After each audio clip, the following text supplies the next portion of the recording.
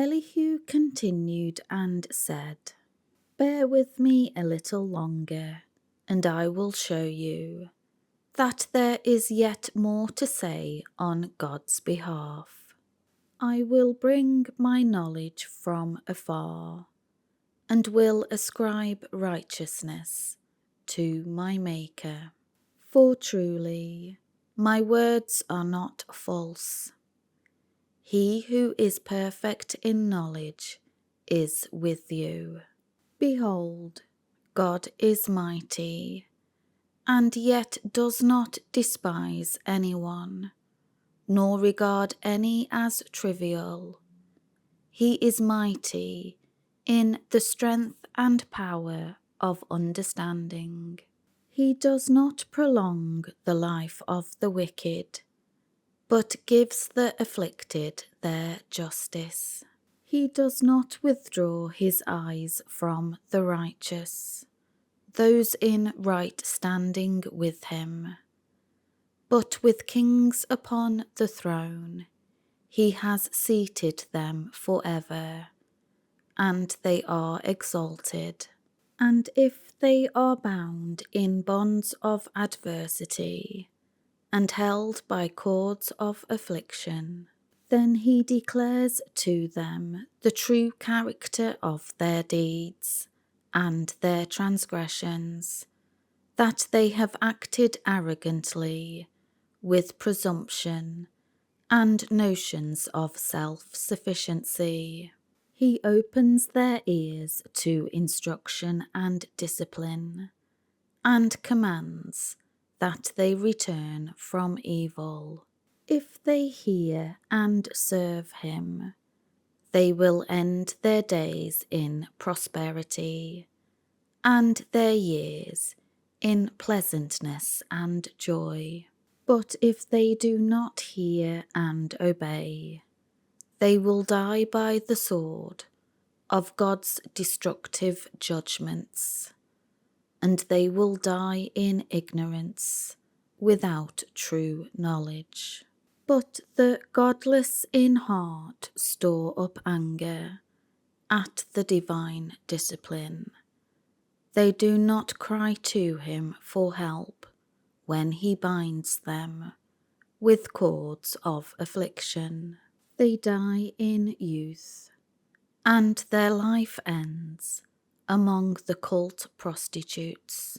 He rescues the afflicted in their affliction, and opens their ears so that they pay attention to his voice in times of oppression. Then indeed he enticed you from the mouth of distress and confinement into a broad place where there is no constraint or distress, and that which was set on your table was full of fatness, rich food. But you, Job, were full of judgment on the wicked. Judgment and justice take hold of you. Do not let wrath entice you into scoffing, and do not let the greatness and the extent of the ransom turn you aside.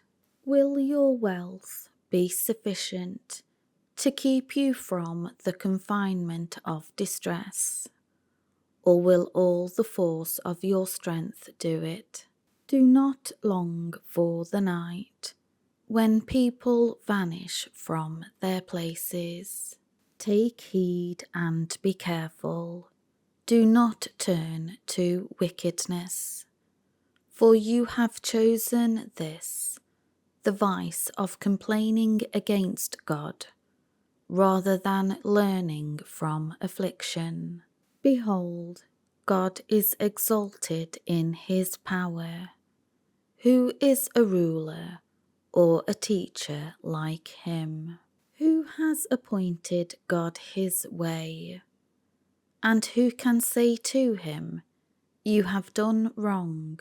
Remember that you should magnify God's work, of which men have sung.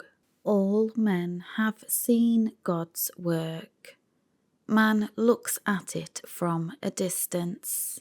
Behold, God is exalted, and we do not know him.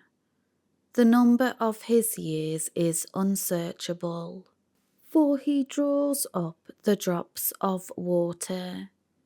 They distill rain from the mist, which the clouds pour down. They drop abundantly upon mankind. Can anyone understand the spreading of the clouds, or the thundering of his pavilion? Behold, he spreads his lightning around him against the dark clouds, and he covers the depths of the sea. For by these mighty acts he judges the peoples. He gives food in abundance.